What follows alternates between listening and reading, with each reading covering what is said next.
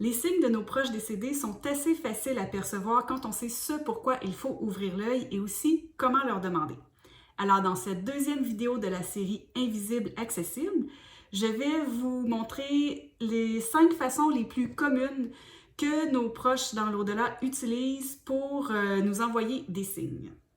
Donc, le signe numéro 1, les ondes électriques et le Wi-Fi.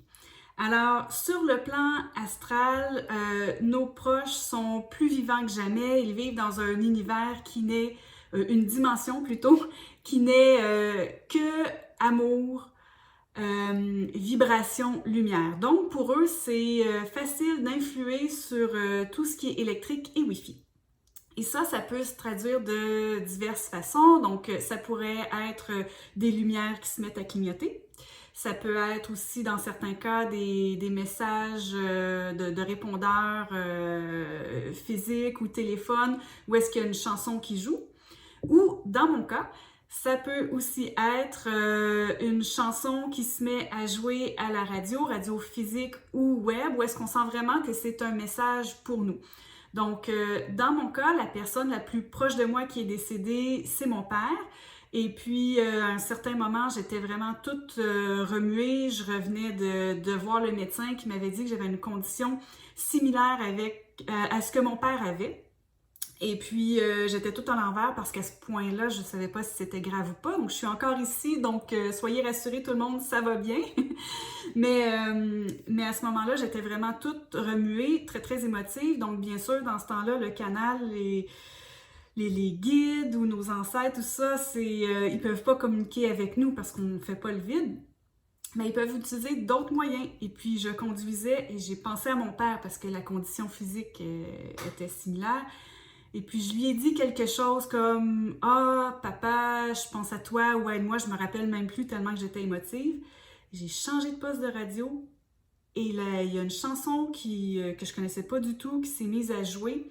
C'était vraiment mon père qui me disait « Je suis là pour toi, même dans les moments les plus difficiles, je vais t'encourager ». Je sentais vraiment qu'il était là avec moi et qu'il me passait un message. Donc, il y a des moments forts comme ça où est-ce que ça peut passer avec les ondes électriques ou Wi-Fi, où est-ce qu'ils vont nous livrer un message.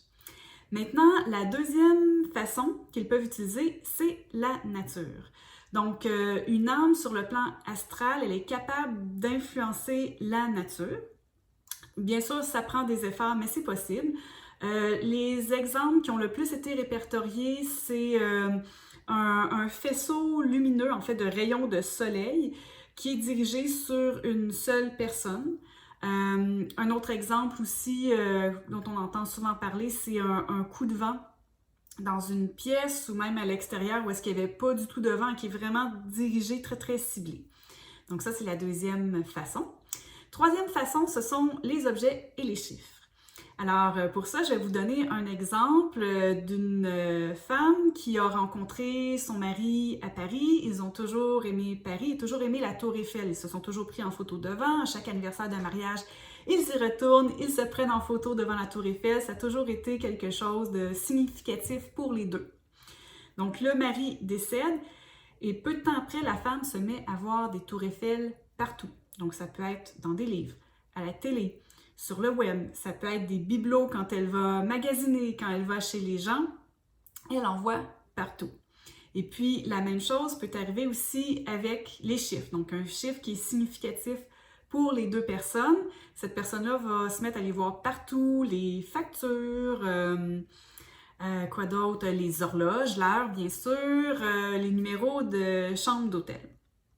Et puis là, bien sûr, je sais qu'il y en a qui vont se dire « Oui, mais les anges et les guides aussi fonctionnent avec ça. » C'est tout à fait vrai. Et puis, si ça vous tente, on pourra en reparler en profondeur. Mais moi, les guides, entre autres, m'ont beaucoup fait rigoler avec les numéros de chambre d'hôtel. Quand j'ai connu mon mari au début, il y avait toujours le même numéro qui était très, très significatif dans ma vie. Dans un hôtel complètement différent, un pays complètement différent, on avait le même numéro de chambre d'hôtel. Donc, c'était comme un signe que j'étais avec la bonne personne. C'était nos premiers voyages ensemble, dans les tout débuts, où est-ce qu'on vivait même pas encore dans le même pays. On savait pas si ça allait être sérieux ou quoi que ce soit.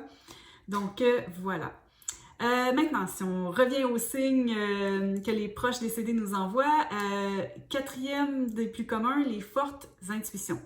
Donc ça, c'est quand parfois on peut avoir des intuitions ou des envies vraiment très, très, très, très fortes. On ne sait pas d'où est-ce que ça vient.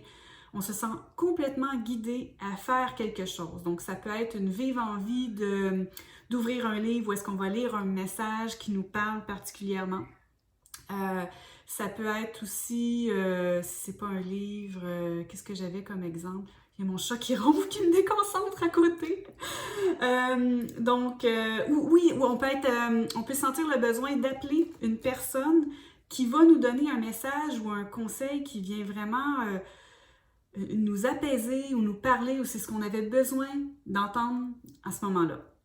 Alors, moi, un des signes les plus forts que j'ai eu quand mon père est décédé, quand j'étais petite, je me suis beaucoup fermée à tout ce qui est communication avec l'au-delà. J'ai eu une expérience très apeurante quand j'avais 5 ans. Et puis, j'ai tout bloqué. Et c'est resté bloqué jusqu'à temps que mon père décède. Et puis là, je suis allée marcher. J'habitais pas très loin du cimetière où est-ce qu'il était enterré. C'était une superbe journée d'été. Je me dis, bon, ben je vais marcher. Et puis en marchant, je passe et je fais un petit coucou à sa tombe. Et puis, et je marche. Et plus je me rapproche du cimetière, plus ça me fait, non, tu y vas pas. C'est pas ça dont tu as besoin en ce moment. Et c'est un grand cimetière qui fait comme tout un carré de rue. Donc, au lieu, je suis incapable d'entrer. Et je le contourne et je me dis, ah, il doit y avoir une autre entrée. Je me mets à le contourner et puis tout d'un coup, je me mets à traverser la rue. À un coin que c'était même pas piéton. Je traverse et je me dis, je vais à la librairie et je vais acheter le livre dont ma collègue m'a parlé il y a plusieurs mois. Et ce livre-là, je vais vous le montrer. Donc, ici, j'ai la version anglaise Journey of Souls de Michael Newton. La version française, je ne l'ai pas parce que c'est un livre tellement spécial qu'à chaque fois que je l'achète et que je prête ma copie à quelqu'un, elle revient jamais. Je crois que elle a besoin de voyager et le mot a besoin de se passer. Donc, en français, c'est Un autre corps pour mon âme, si je me trompe pas, mais sinon, vous regardez Michael Newton. C'est un livre, c'est un hypnologue très connu.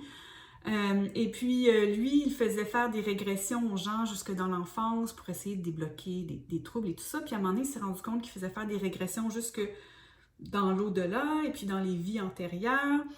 Et puis, il s'est rendu compte que tout le monde qui était réceptif à cette forme d'hypnose-régression avait la même terminologie pour expliquer ce qui se passait dans l'au-delà. Et là, c'est venu comme tout ouvrir des horizons pour moi. Et c'est venu me reconnecter avec mon côté spirituel et ça m'a apporté énormément de réponses. Donc voilà, c'était une façon de forte intuition que mon père a un peu utilisé, je crois, mon GPS pour m'amener vers la librairie et m'a rappelé ce livre dont on m'avait parlé il y a très très longtemps et ça a été toute une révélation. Ensuite de ça, la cinquième façon la plus commune, c'est les animaux et les insectes. Donc, les personnes dans l'au-delà sont capables d'influencer un animal ou un insecte pour nous montrer qu'ils sont présents. Par exemple, je connais une femme qui, chaque fois qu'elle pensait à son fils qui était décédé tout récemment, il y a un papillon qui venait se poser sur sa main. Donc, ça peut arriver tout comme ça sans qu'on l'ait demandé, mais aussi on peut demander ces signes-là à nos proches décédés. Donc, n'importe quel des signes dont je viens de parler, vous pouvez le demander. Souvent, ça fonctionne très, très bien à voix haute. Sinon, vous pouvez le faire dans votre tête. Ça dépend des personnes. Et puis, moi, je l'ai fait tout dernièrement, cet été, avec mon papa. Ça faisait très, très longtemps que je lui avais parlé. J'ai fait mon deuil. J'ai plus ce besoin-là autant. Je sais qu'il est toujours là, mais bon. Là, je me suis dit, tiens, je vais le tester quand même et puis on va voir à quel point les signes fonctionnent encore alors que ça fait au-dessus de 15 ans qu'il est décédé quand même. Donc, je me suis dit, OK, j'y vais, je fais le test et je lui ai demandé de me montrer des marmottes.